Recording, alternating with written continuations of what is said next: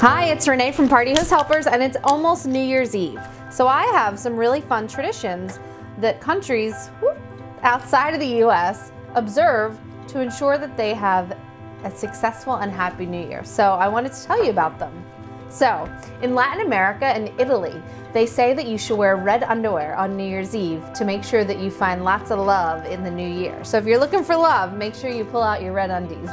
In Brazil, they say that you're supposed to wear white, and that brings peace and prosperity in the new year. In Puerto Rico, they take a bucket of water and throw it outside, and that's said to get rid of the evil spirits from the current year, so you can go fresh into the new year. Let's see, what else? In Spain, they get 12 grapes, exactly 12 grapes, and at midnight, they eat each one, and it signifies that they'll have a sweet month each month for the next year. Some other superstitions that I like to also observe is keep your windows and even your doors open on New Year's Eve, because that lets all the bad year out and lets New Year start once the ball drops. Also, you don't want to eat lobster or crab because they move backwards, and you want to move forward in the new year. So I hope these help. Happy New Year. Cheers.